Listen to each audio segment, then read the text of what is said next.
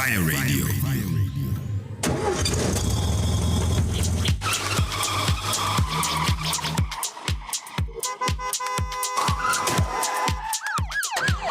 Our journeys through education take many routes from our early years to university.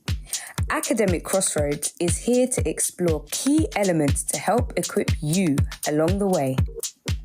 So join us and our special guests as we also discuss the expected and unexpected paths, including all the challenges and triumphs while gathering your academic top tips.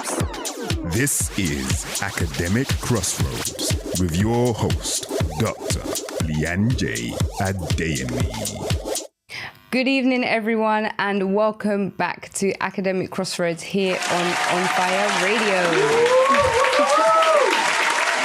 We are back with our 10th episode for this series, and we are focusing on mastering new beginnings. We are in a new academic year. It's a new season, the last quarter of the year, and we are ready to start strong. So if you know anyone that would benefit from this episode, then please share the link out and tell a friend, because today we will be discussing all things mastering new beginnings. Now, mastering new beginnings can be quite an interesting time, whether it's school, whether it's a new job, whether you're starting a new university, sixth form, and you might even just be starting a new year. So you're returning, maybe you're going into second year uni, you're going into your final year or something like that.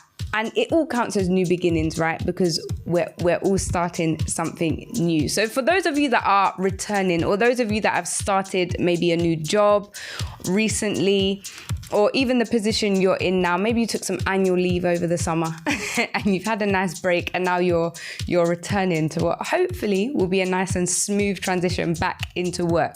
But what are some of the things that you have found most challenging when starting something new? So if you drop your comments in the chat, and I will be back with you in just one moment.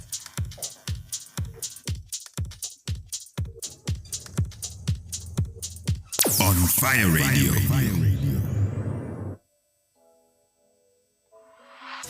Can't lie, I'm feeling amazing, yeah, and I only fear God, so when you see me walking, I might look brazen. I spent so many months and days in, stuck in my thoughts. I quit blazing, I stopped lazing, picked up the word and started singing praises for the things that God did for me. Past few years, did you see me? I know you saw me. I looked like I had it all sorted, but my spirit was weak and poorly. I used to air when my parents called me. I lost touch with the ones who were for me, the ones who would fast and pray for me. I was too busy trying to get more in. I lost sight of what was important. And one night I was out, got booked for a rave, started feeling empty. I was surrounded by so many girls, that you boy shy, yo, was plenty. And I felt like God was trying to talk to me. Like, is this what I really made you for? I said, Father, the devil keeps tempting me. But see, as soon as I left that place that night, I knew that I had to make changes, yeah. Deep down I knew that I had to repent, yeah. Had to go through the stages. Had to call out unto Jesus Christ to help me through all the phases, mazes. Free my spirit from the cages. I'm tired of living in this life of sin, and I'm tired of the war it wages, yeah.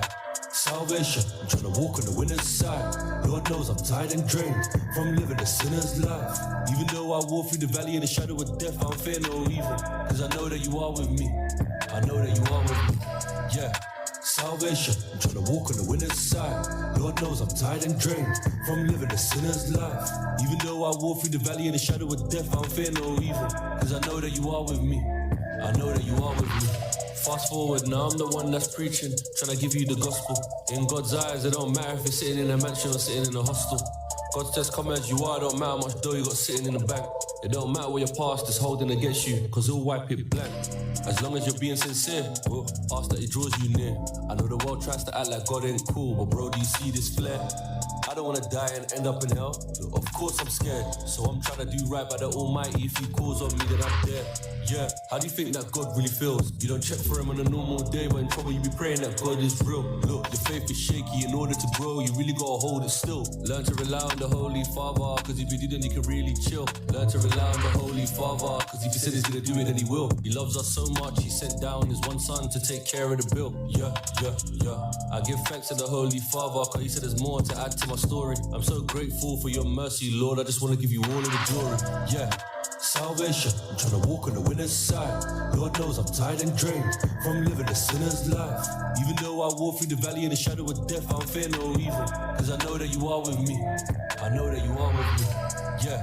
Salvation, I'm trying to walk on the winner's side. Lord knows I'm tired and drained from living a sinner's life. Even though I walk through the valley of the shadow of death, I don't fear no evil, cause I know that you are with me. I know that you are with me. Salvation, I'm trying to walk on the winner's side. I'm tired of living a sinner's life.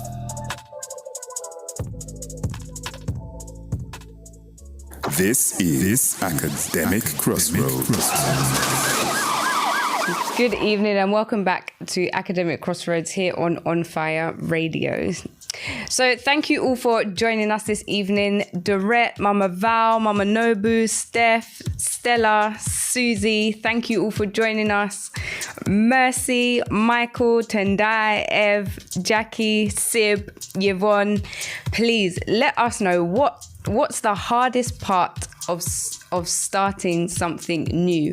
What have you found to be the hardest part of something new? It may be an academic year, it may be a business, it may be that you're starting a new role at within your career. You may be returning back, so you might be in year 11, you may be in your second or third year at uni, but what are some of the hardest parts you have found of starting something new? So this could be anything. It could be from settling into new routines to finding new friends, keeping up, navigating new places. You know, when you have that first day, especially if you're starting university or even if you start school and you go to a big school, just finding your way around the classes, finding out where the toilets are, finding you probably pass reception on your way in. So just finding the key places that where you need to be, especially if you've got a new lesson and you haven't been there before, or maybe you've got a meeting in a room that you've never been to and you might be on a new site. So what are some of the hardest things you have found? So Susie, you've said getting into a whole new routine, especially when you've come back from annual leave or you've come back from summer holidays. The whole new routine of having to get up at a certain time again, having, to make sure sometimes you make sure your bag's packed the night before. And if you don't, then it might be a bit of a rush in the morning, but definitely getting into a whole new routine, especially when maybe you've got new meetings in your diary, there's different things happening. So that is a big one. Keziah, you've said consistency. So getting into that routine and being consistent with it is another one. But you have to start somewhere, right? So Kez, start today. You can start to build that consistency right now. Sib, you've said, I feel like it's difficult to adjust with who I am in terms of my personality and following with the rules and routines. Okay, because you're in a new space, right? You're in a new space, so you're having to adapt yourself actually practically as well. It's not just navigating the physical environment that you're in, but actually practically navigating, okay, how do I need to conduct myself? How do I need to conduct myself within this environment? So that is definitely a big one, Sib.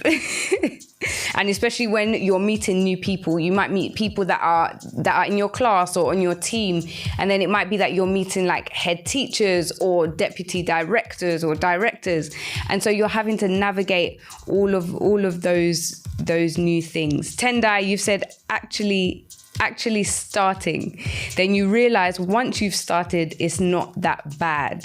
Sometimes we sit and we think so much about what it's going to be like, and we think, oh, what if it's like A or like B?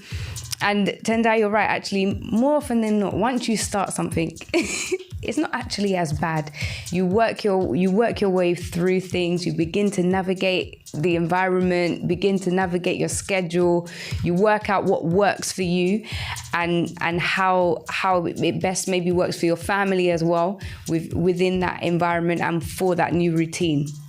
So definitely starting can sometimes be worse, or before you start can sometimes be worse than actually being in the place that you are on your way to. Mama Nobu, you've said mixed feelings, fear of the unknown and excitement because something new is unfolding. Yeah, so I think that resonates with what Sib said as well. So actually not knowing what it's going to be like, maybe not having been there before as well, and so it's all very new. Yvonne, you've said you have to ask everyone for everything, literally. Learning new programs and systems, so you may not be as in control as you'd like to. Yvonne. It's like when you're in a new place and you have to say, oh, do you know where this place is? Or can you help me find this? And you might need to find a printer. You might need to find a room. You know, you might need to ask where you can get books from, or how you take books out of the library, for example. And so actually that reliance on people forces you as well to start navigating new encounters and new relationships. And it's definitely a tough thing to navigate, but it's definitely a process. It's a process, and one that can actually lead to your benefit, because through asking people, then you meet new people, and who knows where those encounters may lead to. So thank you everybody for your contributions. For your contributions. Yvonne, you said by force. It's definitely by force. And so going into today's show, so mastering new beginnings. Now, mastering new beginnings are so important, and especially with first impressions, they can be pivotal. They can be pivotal to where you are and the opportunities that open up for you. And they're pivotal because they set the tone. You know, they are your first interactions with many people as well. And so it kind of sets the tone of how people may perceive you. So if you get off on the right foot, as the term is, if you get off on the right foot, then it can definitely be a good start. And making sure, you know, that first encounter, you're warm and you're approachable, and you're open to conversations. And so that can really lead to more conversations, more collaborations, and actually being open like that with your first encounters can really set the tone of how you continue. And so you already want to start as you mean to go on. So if you're in a new academic year, this may be your first encounters with new teachers, new lecturers. And so you want to make sure, trust me, you want to make sure that those encounters are good and that you are setting the tone well. So that's not sitting at the back of your lecture. Make sure, you know, that you're not disengaged throughout the session. You want to be asking the questions that you have, you know, make sure that you're clarifying things, make sure you're taking notes. Don't be sitting there on your phone or anything like that, you know, especially for those of you that are at school. I mean, back in the day when I was at school, and I know some of you will remember this, listening to music wasn't done how it's probably done now. If you're listening to music in school, we used to have to put we had wired headphones. We didn't have earpods or anything like that, or no Bluetooth anything. So everyone was putting the wire of their earphones up their sleeve and sitting on the desk like this. So you were listening to music. The music that will always be on your phone and still be there after your lesson, but the information that you're going to catch during that lesson is going to come and go. And so if you miss it because you're listening to music, then you are not setting yourself up well. Tendai, you're laughing. Is that a laugh because you're wondering when were these headphones around, or is that a laugh because you're remembering yourself in your lessons? Emmanuel, I know you were there as well. I know you were there. I bet you must have had to have a long wire just so you can be sitting there to listen. And so these types of things, they don't set a good tone. If you are a student, whether you're at university, teachers, your lecturers, they will know. They know. I'm telling you, they know. So please put the earphones down and just focus. Taddy, you said, I can just imagine Doctor changing the CD to her Walkman, trying to be silent. Please, Taddy, we had Walkman phones actually.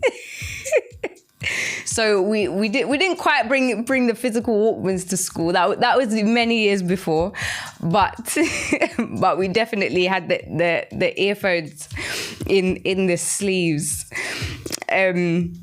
Tendai, you said, yes, I remember wearing a scarf in winter to hide the wires too. I'm telling you, students are so creative.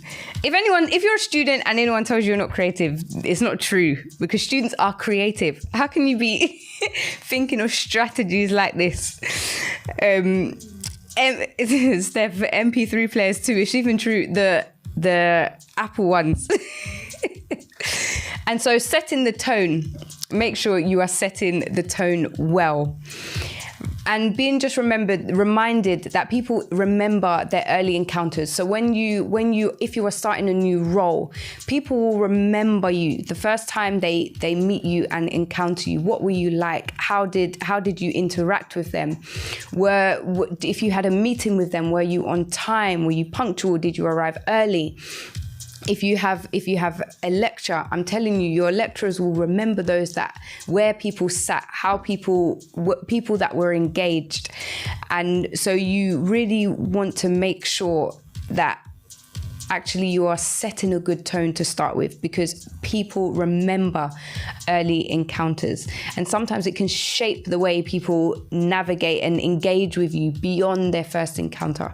So you really need to be making sure that actually that first encounter that you have is a good one, as far as it concerns you, making sure that it is a good one. Nigel, you said first impressions are key. Steph, you said and they remember the questions you asked. Oh, most definitely. We will be getting into that a little bit later on. So continuing with why first impressions are important. Boosting your confidence. It can also open doors. It can also open doors for you as well. You know, if colleagues really engage with you well, if lecturers engage with you well, if students engage with you well, then they might be more willing to bring you in and to bring you into things, to introduce you to people as well, because they think actually this person seems quite reliable, this person seems like they're engaged, they're on job, they know what they're doing, or they're willing to learn. And so that then can open up more doors for you. And whilst first encounters are important, and they do, like I said, set the tone, and they are very memorable, so you want to make sure that they are as good as can be, but also they are not the be-all and end-all. And so therefore you can't rely on your first encounter just to carry you through for the rest of the time. But you just need to make sure that actually you're being consistent with it. How you were in the beginning is very important, that you're authentic, that, you know, you are how you normally are. Just be yourself, because that is what you will continue to be, right? And so if you are putting up a facade, as I say, if you're putting up a facade or something, then you're going to have to keep that up. So just be yourself and make sure that you are consistent with it. So we will be back in just one moment, and we will be focusing on actually how you can make those first impressions the ones that are more beneficial for you. And we'll be back in just one moment. On Fire Radio, anytime, anywhere.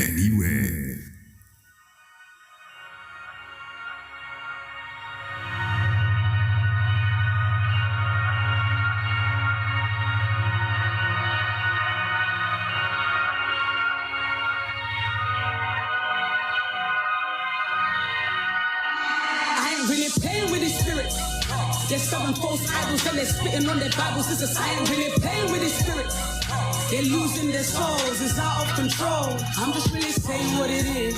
I'm just a messenger, don't shoot the messenger. I'm just really saying what it is. I ain't really playing with these spirits. The belt of truth when I move, my armor is on. They don't know what's going on. The blood is speaking to demons. Warfare for numerous evenings. Scars on my back from attacks, but I move with the power from the axe. Gotta keep with a push, see I can't relax. Why? Every time I do it's kinda mad. Light keeper, quite deeper. I squinted, rebuking leaders. Who are you though? No title still, just a child of the lamb with some crazy zeal. Strong hearts with maturity, it is so surreal. No sensitivity, wearing symphony with the spirit. On the chords, how we're living. I refuse to be bought by an image. Really playing with his spirits. They're serving false idols and they're spitting on their Bibles. It's a sign, really playing with his spirits. They're losing their souls, it's out of control. I'm just really saying what it is. I'm just a messenger, don't shoot the messenger. I'm just really saying what it is. I ain't really playing with these spirits. The shield of faith for the race. I level up every single minute by the grace. Strategic moves in the realm's poker face. He reveals to redeem, see our life is at stake. By his spirit the prophetic got clearer. Kingdom sounds, the throne got nearer. Sniper in this, read the benefits. Covenant talks, it is clearly evident. I won't compromise for their white lies or move in the flesh for the people. My eyes have witnessed evil upon evil. Sacrifices and snatching of souls. Church buildings with pharaohs on thrones and King Uzziah's mounting the pulpits. This is foolish. See, I wait on the Lord for the word. Now our spirits are soaring. Playing with his spirits. They're serving false idols and they're spitting on their Bibles. It's a sign. Really playing with his spirits. They're losing their souls. It's out of control. I'm just really saying what it is. I'm just a messenger. Don't shoot the messenger. I'm just really saying what it is. I ain't really playing with these spirits. I ain't really playing with these spirits. They're serving false idols and they're spitting on their Bibles. It's a sign. Really playing with these spirits. They're losing their souls. It's out of control. I'm just really saying what it is. I'm just a messenger. Don't shoot the messenger. I'm just really saying what it is. I ain't really playing with these spirits.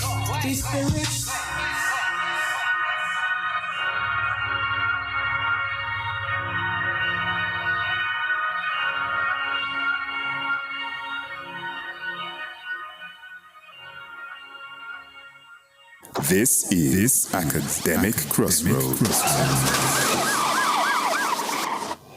Welcome back to Academic Crossroads, where we are speaking all things mastering new beginnings. So thank you all for joining us here live on Fire Radio for our episode today. So first impressions. So we've spoken about why first impressions are important, and first impressions, what can you do to make them effective, I guess is the right word. Effective. So first of all, being punctual and being prepared. You know, making sure you get to your meetings, your lectures on time. Early is even better, but making sure you're getting there on time and making sure that, you know, you give your chance and you give yourself a chance to relax and settle down. So sometimes it's not just about the person who you're meeting, but it also means that you're not rushing in flustered and, you know, you're trying to get things out of your bag, or you're trying to find a pencil or a pen, you know. So actually getting there early can be more beneficial. And also, if you are a student, then understanding that actually for every time that you're late, you miss a little bit. You might think, oh yeah, it's 5 or 10 minutes here, but just think about how many hours that would be across the whole academic year of your learning. And likewise, whether you're in secondary school, primary school, sixth form, it's exactly the same. For every 5 minutes that you're late, or a few 2 minutes here, 3 minutes there that you're late, you're missing so much learning over the course of the academic year. So making sure that you're on time is good, because actually your teacher can see that, okay, this person's serious. And also, it also helps you to prepare yourself for your learning or for your meeting, to engage with your colleagues.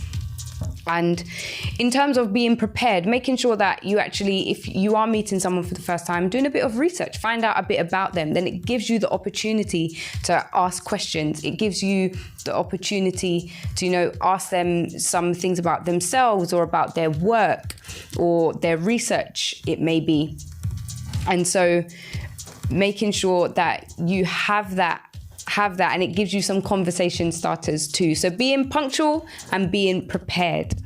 Also making sure that with your body language as well, when you are speaking to people, make sure you are open, that you're not closed off, that you're not, you know, turning to the side when they're trying to speak to you, making sure that you're facing them, and making sure that whilst you are talking to them, you're actually engaging with the conversation as well. And, you know, things like keeping eye contact, because that can then help to show that you're actually interested. One, you're interested in what they are talking about, and that you're actually listening to what they're talking about as well.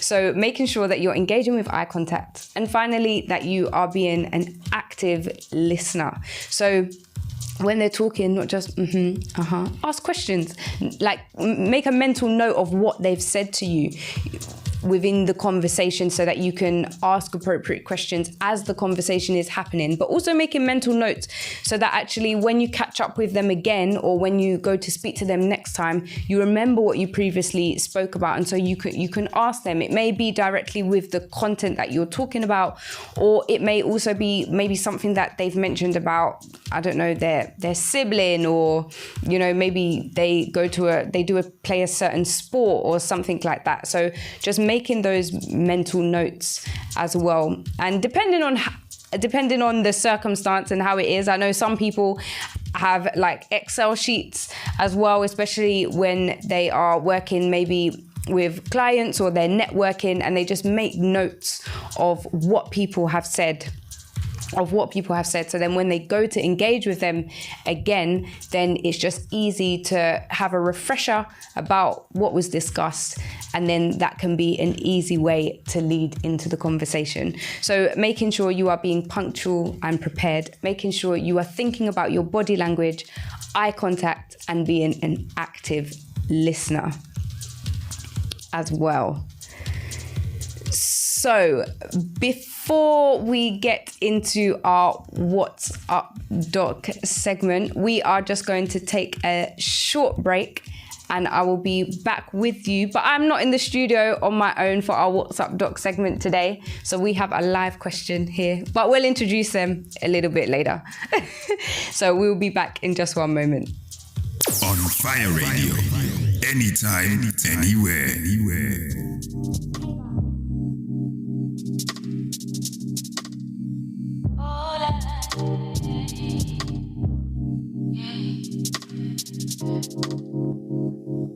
So that I've been quiet for a minute. Know that it's always out when I'm gone. I've been writing words and lyrics deep in my shell, creating songs. Think my time 'cause the journey's long, and it's even longer when I divert. So I'm holding on to the sun. Been guilty more than once, but I pray that you'll change me, rearrange me, find my flaws and make them amazing. 'Cause it's more than singing on stages. It's more than seeing these faces.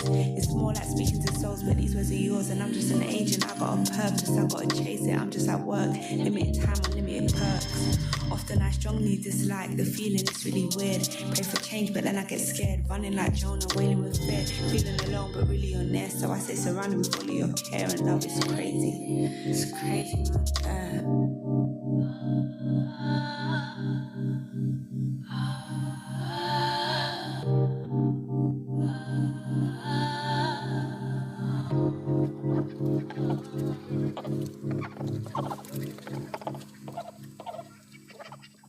This is Academic Crossroads.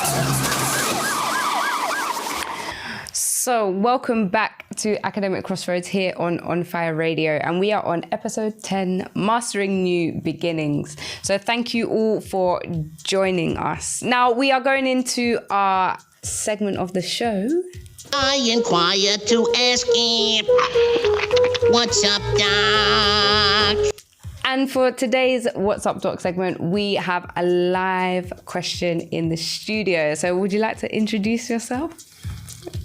Hello, everybody.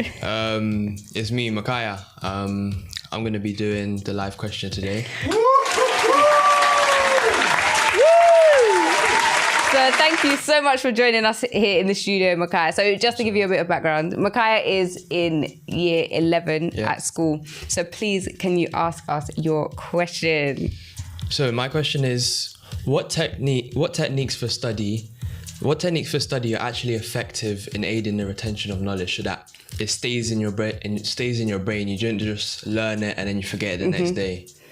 I mean, because in year 11, there's a lot to learn. You've learned a lot from year 10, year 9, so you're having to retain and do all of that. So actually understanding ways that you can learn and effectively revise is so important. And so in terms of revision, the top 2 things that I would say is start early. Don't wait until the exam period kicks off. Don't wait until the exam period kicks off. Start now, because you're learning new content now. So it's a really good time to actually start working on retaining that content that you're learning. Yeah. And also our famous Ray G, revise as you go. Making sure that, like I mentioned earlier, you don't wait until that point of, okay, we've got exams in 2 months, let's start revising. Yeah. But actually revising as you go, get all of your content, start building whatever means you're gonna note down your content and start using that consistently to remind yourself and refresh yourself. Because if you understand the basic principles early on, then when it gets to the more intricate stuff or the more complex stuff, you'll be able to apply that a lot easier. So starting early and revising as you go are my top overall tips. But practically, you want to know what can I do, right? Yeah. Practically, what does that look like? Yeah. So when I am starting early and when I am revising as I go, what does that look like? What am I doing during that time? What are you doing during that time? And one of my favorite ways to revise is story mapping. So have you heard of story mapping before? No. I haven't. Okay, so story mapping is basically where maybe you have a process or you might have some content and you map it out like a story. So you have the beginning, the middle and the end. Generally, that's how it works out. Okay. And so you create a story for yourself of the content. You could also do this by mapping it out if it's a bit more of a bigger piece of content or a bigger process that you have to learn. It might be something, for example, like you map it out in your house. Now, you don't have to practically map it out in your house. You could do. I don't know how your mum will feel about having all the sticky notes on the front door right to the back door. But if you take yourself through a story in your house, so you go to your front door, this is the start of your story, right? So this might be one element of the process. And as the process builds, you build it out through your house. So you might go from your front door, this is one part. Then you go to your kitchen. This is the next part of the story or the content that you're learning or the process. You make your way through your hallway into your living room. And now this is going to be the meaty part of what it is that you're learning. Right, okay. And then you make your way all the way to the back door. And so what story mapping does is it just gives you that visual picture to take yourself on a journey of that content. And it gives you something when you're writing your exams to then go through as the process when you're trying to retrieve that information. And when you're story mapping, you can use colors to help you. It might be that you also use heights as well. So you might have the front door for one concept, for example, but then you might know that, okay, but there's more than one part to this. And so you use the front door, but you might use like the top of the front door for a certain section, the middle of the front door for a middle section, and the bottom of the front door for the next section. So that's kind of story mapping. Now, another one which you're probably more familiar with would be mind mapping as well. So you have your main concept in the middle of the page, you're drawing lines off of it to build it out, and you're thinking about your main central idea, and then you might have, okay, limitations, you might have benefits or things that facilitate it. It might be that you've got the main concept and then you're talking about different characters within a story. So you have all the different characters mapped out around it. And so, have you heard of mind mapping before? Yeah, I've heard of mind mapping. To be honest, I prefer writing my stuff in lists instead of mind maps, because for me, it's sort of a visual aspect. I don't like the way the mind maps look. For me, it looks messy. So, yeah. And so another part of it is writing those lists. And when you're writing lists, you can use things like color codes. It might be that you use different color flashcards for different parts of processes, but still having your information listed out. So it might be that you have characters and they're all on maybe like a blue one, and then you've got themes and that's all on green. And so you map it, you list it out in that way, but using color coding to help you along the way with that. And if you don't have colored flashcards, you might just have white flashcards, but you might use different color pens or other means to do that, like different color highlighters as well. That can always be useful. Do you prefer, when you say lists, is it like short lists, or you want to write like the whole content on a page, or are you using flashcards? I like lists. So if there's a topic, I'll use things that go under that topic and I'll use them as bullet points, and then sometimes I'll write what they're about on the side. But I also do like using flashcards. I like putting all the information on one piece of paper and then reading it and then doing it again without looking at that piece of paper, because that's sort of what helps it stay in my head. Yeah. Okay, so that's really good as well. So then when you have all of that information on the paper, that, especially when you're starting early, you might not have like single word bullet points to start with. It will be that you're building out your content, you're building out your revision notes. And so in the earlier stages, when you're first learning, you might have quite a bit of information on the paper or on the page, whether it is a mind map or a list. And then as you develop your notes, you want to be able to develop them in a way that you can have single bullet points, or it might even be you have a little drawing of something, and then that just refreshes your memory. So towards the end, it will be like you just need to see one thing and then you can pull that information and retrieve that information. Whereas at the start, you might find that actually your notes are quite bulky and there's quite a lot more content. And then as you revise as you go, then you can help develop that and make them more simplistic. Yeah. Another way that you can do it, you must have done past papers before you're in year 11. Past papers. Yeah, I've done past papers before. Sometimes when I'm doing like a particularly tricky past paper, sometimes they are a bit demotivating. Yeah, but so I do them, but I prefer not to, because it's sort of, Okay, so with that, a good way to do it is you can maybe check your answers as you go. Yeah. So I don't mean after every question, but you use it just as like, think of it as more of a reference point. So in the earlier stages, especially, you can think of things as more of a reference point. Okay, you'll do this paper, but it will be just to see where I need to revise more, not necessarily that I'm expecting to get full marks. Yeah. So if you use it as a reference point, maybe do your first section, because a lot of papers are broken down, isn't it? Yeah. And so you can do your first section, then mark yourself, go away, and then create your plan for your revision and do it that way. But we all like to have a bit of success as well. Yeah. So sometimes just starting off with the easier past papers, go with it, and then build up to the harder ones as well. But definitely, I think even we spoke about this with you on rinsing past papers. Yeah, definitely. So making sure that you rinse your past papers, do as many past papers as you can, and make sure that when you are doing them in timed conditions.